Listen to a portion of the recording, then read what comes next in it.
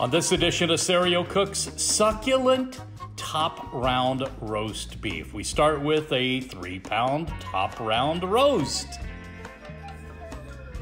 My roast is covered with about 1/4 cup of really good olive oil. And to that, we're gonna add some spices. There's a tablespoon of basil, tablespoon of thyme, a teaspoon of garlic. Don't want to get carried away here. And a 1/2 teaspoon of white pepper. My spices are on the roast. It's time for this to go into the roasting pan. In the roasting pan, 2 Vidalia onions, chopped kind of loosely. And the oven is set for 500 degrees. Obviously, the roast is now in the roasting pan, and I'm going to add 2 cups of stock to the bottom of the pan to keep this nice and moist as it cooks. All right, you can get carried away if you want to at this point. Put potatoes and carrots or whatever else you want in here. I'm gonna keep this simple. I want flavor. So we're gonna put this in the oven, 500 degrees for 18 minutes. Be sure to set a timer. Roast is in the oven. Timer is set for 18 minutes.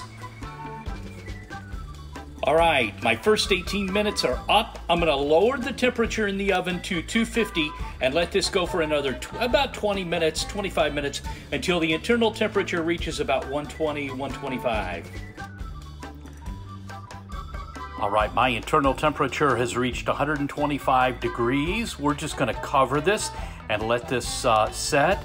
And through residual cooking, it'll finish up very, very nicely, staying nice and moist.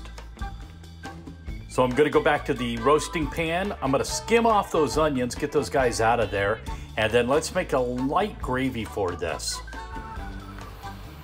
All right, I've turned the pan sideways here on the stove and fired up both the front and the back burners, and we're gonna bring this to a boil.